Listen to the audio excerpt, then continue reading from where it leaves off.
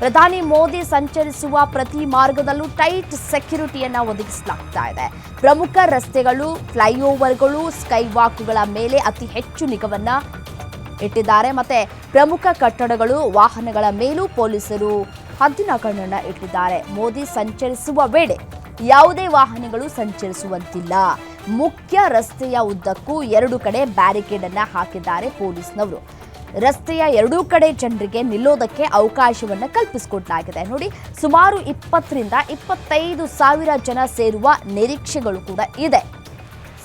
ಅದೇ ರೀತಿಯಾಗಿ ಸರ್ಕಲ್ ಹಾಗೂ ರೋಡ್ಗಳಲ್ಲಿ ಜನ ನಿಂತ್ಕೊಳ್ಳೋದಕ್ಕೆ ವ್ಯವಸ್ಥೆಗಳನ್ನು ಕೂಡ ಮಾಡಲಾಗಿದೆ. ಎಲ್ಲೂ ಕೂಡ ಭದ್ರತಾ ಲೋಪ ಆಗದ ರೀತಿಯಾಗಿ ಟೈಟ್ ಸೆಕ್ಯೂರಿಟಿಯನ್ನು ಕೂಡ ಒದಗಿಸ್ತಾ ಇದೆ. ದೃಶ್ಯದಲ್ಲೂ ಕೂಡ ಗಮನಿಸ್ತಾ ಇದ್ದೀರಿ ಯಾವ ರೀತಿಯಾದಂತಹ ಬ್ಯಾರಿಕೇಡ್ಗಳನ್ನು ಅಳವಡಿಕೆ ಮಾಡಿ, 2 ಕಡೆಯೂ ಕೂಡ ಬ್ಯಾರಿಕೇಡ್ಗಳನ್ನು ಅಳವಡಿಕೆ ಮಾಡಲಾಗಿದೆ. ಮತ್ತು ಯಾವುದೇ ವಾಹನಗಳು ಸಂಚರಿಸದ ರೀತಿಯಾಗಿ ಮುನ್ನೆಚ್ಚರಿಕಾ ಕ್ರಮವನ್ನು ಕೂಡ ತೆಗೆದುಕೊಳ್ಳಲಾಗಿದೆ. ಮೋದಿ ಸಂಚರಿಸುವಂತಹ ಸಂದರ್ಭದಲ್ಲಿ ಯಾವುದೇ ರೀತಿಯಾದಂತಹ ಸಾರ್ವಜನಿಕರ ವೆಹಿಕಲ್ಸ್ಗಳಿಗೆ ಅನುವು ಮಾಡಿಕೊಡೋದಿಲ್ಲ. ಬೇರೆ ಕಡೆ ನೀವು ಪಯಣವನ್ನು, ಬದಲಿ ಮಾರ್ಗವನ್ನು ಬಳಕೆ ಮಾಡಿಕೊಂಡು ನಿಮ್ಮ ಪಯಣವನ್ನು ಬೆಳೆಸ್ಕೊಳ್ಬಹುದು. ಮತ್ತು ಸೆಕ್ಟರ್ 1 ಮಹಾರಾಣಿ ಜಂಕ್ಷನ್ನಿಂದ ಸಂಗೊಳ್ಳಿ ರಾಯಣ್ಣ ಪ್ರತಿಮೆ, ಕೋಡೆ ವೃತ್ತದವರೆಗೆ, ಮತ್ತು ಸೆಕ್ಟರ್ 2 ಸಂಗೊಳ್ಳಿ ರಾಯಣ್ಣ ಸರ್ಕಲ್ನಿಂದ ರೈಲ್ವೆ ನಿಲ್ದಾಣ ಹಿಂದಿನ ಗೇಟ್ವರೆಗೆ, ಮತ್ತು ಸೆಕ್ಟರ್ 3 ಲಾಲ್ಬಾಗ್ ನಾಲಾ ರಸ್ತೆಯಿಂದ TVS ಜಂಕ್ಷನ್ವರೆಗೆ, sector 4 TVS junction Satyamma ಟೆಂಪಲ್ನಿಂದ Krumbiegel ರಸ್ತೆ ಆರ್ವಿ ಸ್ಕೂಲ್ ಬ್ಯಾಂಕ್ ಗೇಟ್ವರೆಗೆ ಎಲ್ಲ ರೀತಿಯಾದಂತಹ ಸಿದ್ಧತೆಗಳು ಕೂಡ ಆಗಿದೆ. ಮತ್ತು ಎಲ್ಲೆಲ್ಲಿ ಸಂಚಾರ ನಿರ್ಬಂಧವನ್ನು ವಿಧಿಸಲಾಗಿದೆ ಅಂತ ನಾವು ನೋಡ್ತಾ ಹೋಗಬಹುದಾದರೆ, ಪ್ರಧಾನಿ ಮೋದಿ ಭೇಟಿ ಹಿನ್ನೆಲೆಯಲ್ಲಿ ಸಂಚಾರದಲ್ಲಿ ಬದಲಾವಣೆಯನ್ನು ಕೂಡ ಮಾಡಲಾಗಿದೆ. ಜಯನಗರ ಹೊಸೂರು ರಸ್ತೆಯಲ್ಲಿ ಸಂಚಾರ ಮಾರ್ಪಾಡನ್ನು ಮಾಡಲಾಗಿದೆ. ಕೆಲ ರಸ್ತೆಗಳಲ್ಲಿ ವಾಹನ ಸಂಚಾರಕ್ಕೆ ನಿರ್ಬಂಧವನ್ನು ಕೂಡ ಹೇರಲಾಗಿದೆ. ಮಾರೇನಹಳ್ಳಿ ರಾಜಲಕ್ಷ್ಮಿ ಜಂಕ್ಷನ್ನಿಂದ 18ನೇ ಮುಖ್ಯ ರಸ್ತೆಯವರೆಗೆ ನಿರ್ಬಂಧವನ್ನು ಹೇರಲಾಗಿದೆ. ಈಸ್ಟ್ ಎಂಡ್ ಜಂಕ್ಷನ್ನಿಂದ ಅರವಿಂದ ಜಂಕ್ಷನ್ವರೆಗೆ ಯಾರೂ ಕೂಡ ಸಂಚರಿಸುವಂತಿಲ್ಲ.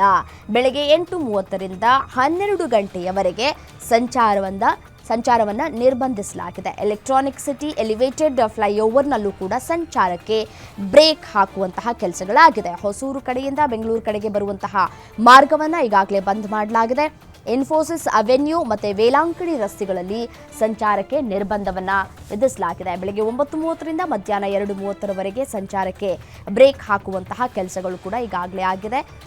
ಮತ್ತು ಪರ್ಯಾಯ ಮಾರ್ಗಗಳು ಯಾವ್ಯಾವು ಅಂತ ಹೇಳಿ ನಾವು ನೋಡ್ತಾ ಹೋಗೋದಾದರೆ, ಮಾರೇನಹಳ್ಳಿ ರಾಜಲಕ್ಷ್ಮಿ ಜಂಕ್ಷನ್ನಿಂದ ಜಯದೇವ ಕಡೆಗೆ ಬದಲಿ ಮಾರ್ಗವನ್ನು ಬಳಸಬಹುದಾಗಿದೆ.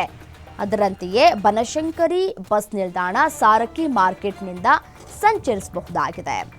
ಆರ್ವಿ ಡೆಂಟಲ್ ಜಂಕ್ಷನ್ನಿಂದ 9ನೇ ಕ್ರಾಸ್ ರಸ್ತೆ ಮೂಲಕ ಜಯದೇವ ಕಡೆಗೆ ಸಂಚಾರವನ್ನು ಆರಂಭ ಮಾಡಬಹುದಾಗಿದೆ.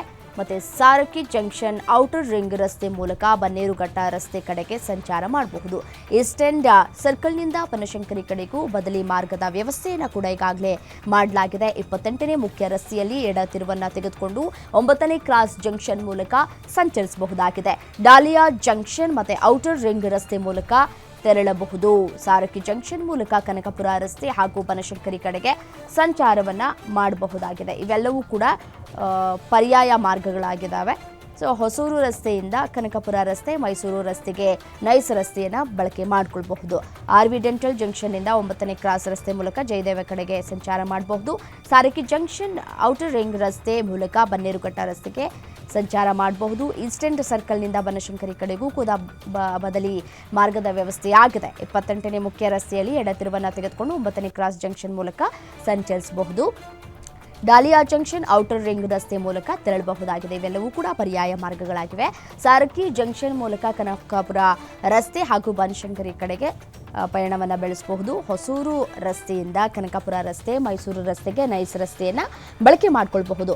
ತುಮಕೂರು ಕಡೆ ಹೋಗುವ ವಾಹನಗಳು ಕೂಡ ನೈಸ್ ರಸ್ತೆಯನ್ನು ಬಳಸೋದಕ್ಕೆ ಸೂಚನೆಯನ್ನು ಕೂಡ ಕೊಡಲಾಗಿದೆ. ಮತ್ತು ನೈಸ್ ರಸ್ತೆಯಿಂದ ಬರುವ ವಾಹನಗಳು ಹೊಸೂರಿಗೆ ಹೋಗೋದಕ್ಕೆ ಬದಲಿ ಮಾರ್ಗವನ್ನು ನೀಡಲಾಗಿದೆ.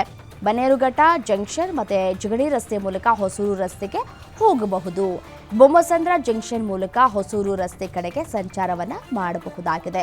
ಇವೆಲ್ಲವೂ ಕೂಡ ಪರ್ಯಾಯ ಮಾರ್ಗಗಳಾಗಿವೆ. ಸೊ ಹಾಗಾಗಿ ಯಾರ್ಯಾರು ಇವತ್ತು ಪಯಣವನ್ನು ಬೆಳೆಸ್ತಾ ಇದ್ದಾರೋ ಅವರು ಒಮ್ಮೆ ಈ ಎಲ್ಲ ಸೂಚನೆಗಳನ್ನು ಪಾಲನೆ ಮಾಡಬೇಕಾಗತ್ತೆ. ಇವೆಲ್ಲವೂ ಬದಲಿ ಮಾರ್ಗಗಳನ್ನು ನೀವು ಪಾಲನೆ ಮಾಡಬೇಕಾಗತ್ತೆ.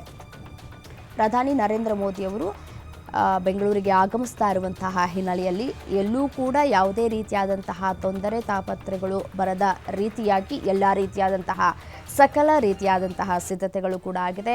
ಯಾವುದೇ ರೀತಿಯಾದಂತಹ ನೂಕು ನುಗ್ಗಲು ಆಗದ ರೀತಿಯಾಗಿ ಬ್ಯಾರಿಕೇಡ್ಗಳನ್ನು ವ್ಯವಸ್ಥೆಗಳನ್ನು ಕೂಡ ಮಾಡಲಾಗಿದೆ.